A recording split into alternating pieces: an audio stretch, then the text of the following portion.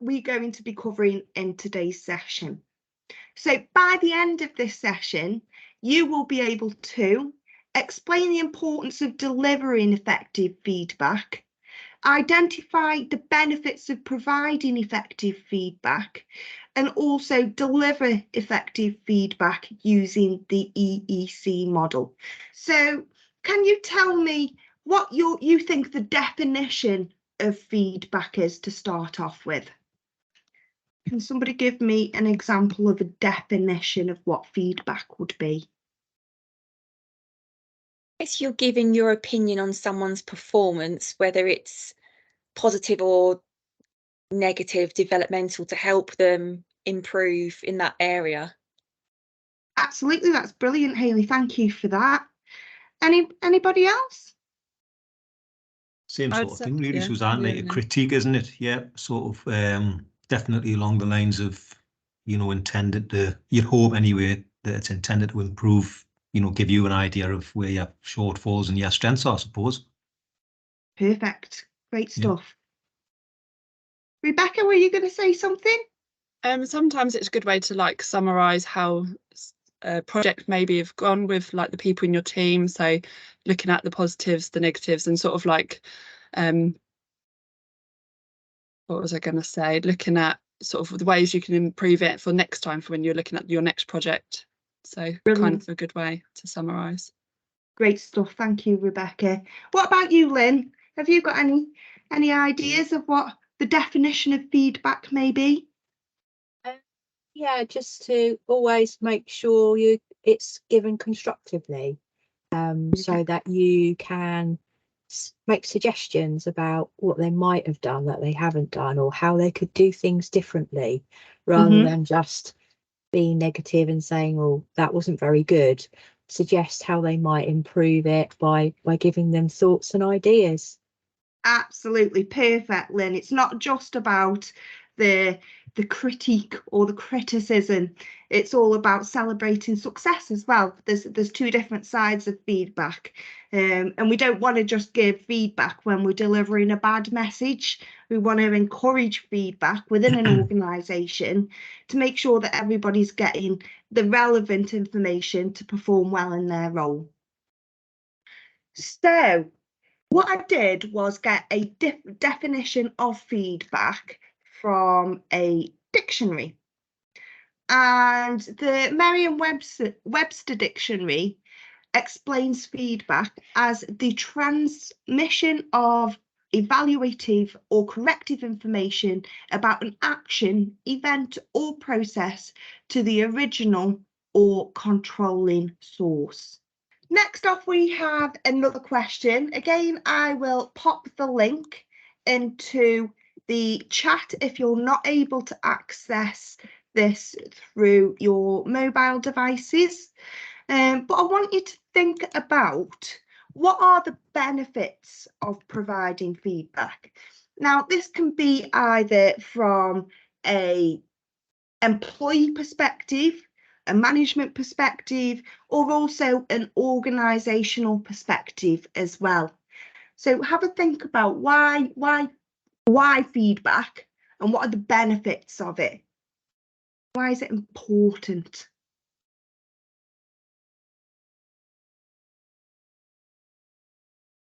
Just what one word, Suzanne, or do you want a however selection? Many you like. Yep. The world is your oyster, Pete.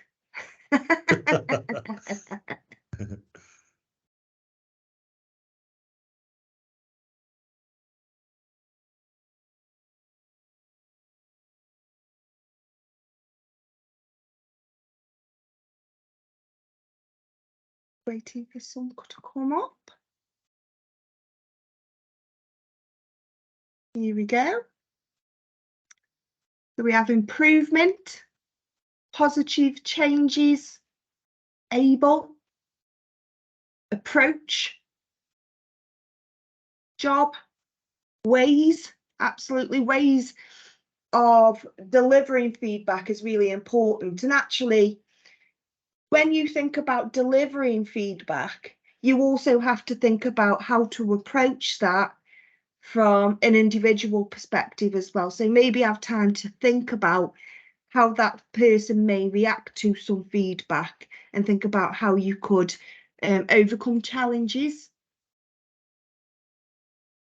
Oh So yeah, mine's just continuous gone in. improvement, improved performance, increased positive outcomes and performance. We've got preventative, encouragement, growth, helping to understand.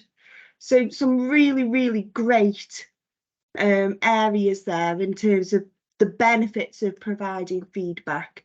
And you're absolutely right. There's benefits not only an individual receiving the feedback, but management to encourage performance, but also the organisation as well. How do you think it could benefit the organisation, folks, by delivering feedback? I think it strengthens managers, because every time you give feedback, it helps you develop in how you approach feedback. So it's actually developing managers and getting to that cycle of feedback. And obviously managers that are stronger managers mean more engaged employees, happier employees. Absolutely. And think back to, has anybody had a scenario where they first delivered feedback to an individual, and how did that make you feel? Your first scenario.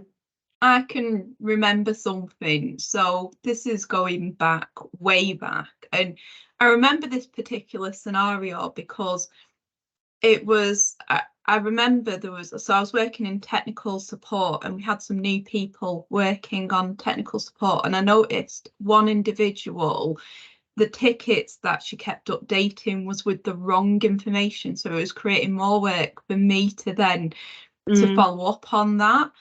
And I remember it being really awkward because I knew this person, she was my friend.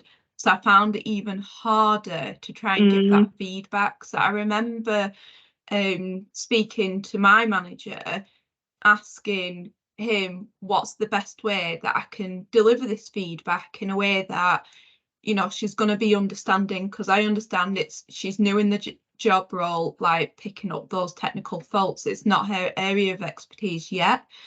So by getting advice from someone who already gave lots of feedback, I went over to her, and I remember sitting down and telling her, and I still felt awkward about it, but then afterwards she was really grateful that I pointed it out to her, because then that enabled her to be able to correct herself. And actually what happened was, after that, when there was anything she was unsure of, she'd just ask for help and support. Brilliant. So it prevented the wrong tickets being like logged and so on. Absolutely. And then those scenarios, you don't know what you don't know. So feedback is imperative for somebody to develop in those scenarios, and actually a really good success story in there. Yes, it might have been awkward to deliver, however, you know, the impacts of that moving forward have been brilliant. So thank you for that example. I think feedback can also end in conflict. I was an assessor for the Volkswagen Group, and I had to tell someone that I was assessing that they hadn't passed, and I was terrified because in their assessment they were quite direct and curt with me. So I gave them feedback and said, unfortunately, you've not passed the assessment. And as I was going through the reasons why and how they could perhaps try differently next time, they got very, very hostile with me, and actually ended up throwing water at me, which made me even more nervous to give feedback the following time, because they were so aggressive with me and me giving that feedback that it didn't matter how I then went on to try and say, next time perhaps try this. That all they could hear was I failed, and it was my fault they'd failed, and they just took it out on me. Interesting scenario. Hayley, how did you overcome that? Well, I had to actually kind of diffuse the situation of saying, let's take a breath, let's take a step down, go and have a drink. When you come back, we'll chat through you. And then I took more of a, not that I wasn't empathetic, but it was more of a, you did really well on this bit. The only bit that was missing was this bit, that would have got you there. That bit was fantastic. So it was also about giving him feedback on the bits he did really, really well. It could stroke his ego a little bit, and then the bits that he didn't do, say it would have been a little bit different if you'd done that probably would have resulted in some. So I think it was about a balance of, it was just as important to say what he did do well, so he didn't feel it was all doom and gloom. Yeah. And I would say that on, I mean, again, just coming back to maybe City Fibre with in a BAE role, I mean, essentially as a quality and compliance officer, say that's what you are, you're going around checking people's quality and compliance, dealing with, you're still providing feedback. Ultimately, you're going around, if you have to go and tell someone in the street that they're unsafe or their work's terrible, it's a form of feedback, and obviously that can absolutely lead to conflict. I've been in many situations where on the other side of that, I will say, I mean, I work with in youth football for about 15 years, so I've dealt with providing feedback, positive feedback to kids is one of the most rewarding experiences you'll ever have. It's just fantastic. And what I did find during that, because I work with children right up to managing sort of men's football teams and stuff like that, that in actual fact, feedback, and particularly positive feedback in that environment, never changes. People glow with the positive feedback when they're 6-year-old, exactly the same as they do when they're 25, I think. Do you know what I mean? If you're telling someone that they've done something, it doesn't really change. And very often you would say, as a supervisor in a work environment, I used to say, well, what everybody wants really, let's face it, if you do a good job, most people just think, well, can I have some extra money? But yeah, and that's obviously not always possible. But I would say second to that, and I've always said it, after the fact that you're not going to get paid more, the fact if someone just comes up and tells you you've done a good job and gives you a pat on the back and says thanks for that, it's the second best thing for me after getting paid, the pay rise. It's people really, really respond to that, don't they? Positive feedback anyway. Yeah, they absolutely do, and it's that pat on the back that sometimes gets missed a lot.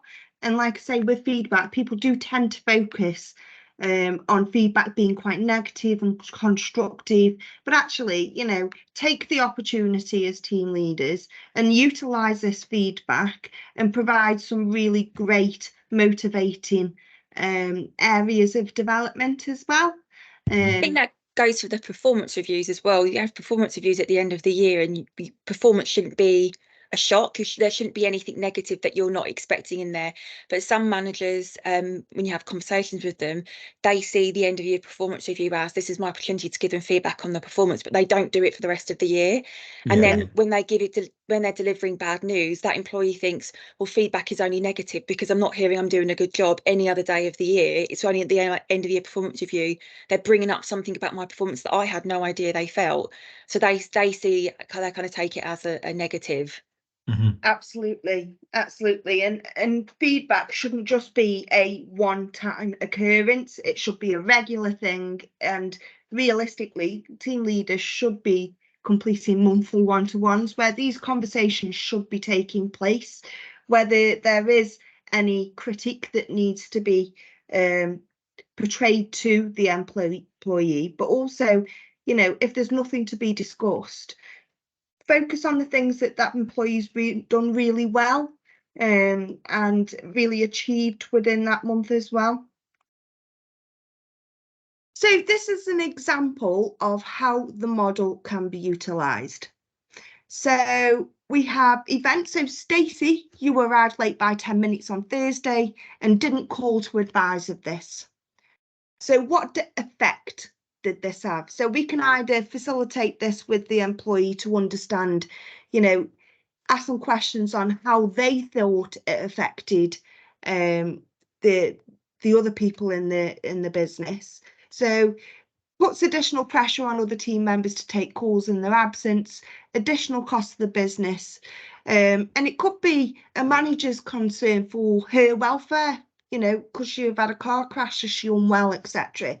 So the person delivering that feedback can either state that to the employee or question around why they think the effects were there. And then change or continue. So facilitate the response from the individual. So what can you change in the future to refrain you from being late? So potentially set off area, monitor traffic situations, and make sure that you call and advise. So I have got a handout that I'm going to dish out to you all. And this handout has the example and also the event effect change and some examples of what that looks like. I've also got a scenario that I'm going to send out to you all. And this scenario is you've been performing quality checks on your team's work and have identified that Ahmed has made numerous mistakes. He has sent an email to a customer which has multiple spelling mistakes and advised of the incorrect process for the complaints process. So your task as team leaders is to provide feedback to Ahmed regarding the mistakes he's made. And you need to consider as part of that role play, brand reputation, impact from the customer, and what should change or continue. So I'm going to put you in groups of 2, and each of these groups, I want one person to be the person that creates the feedback and the other person take the part of Ahmed. And then I want you to swap over if that's okay. So I'm just going to pop you into Teams group.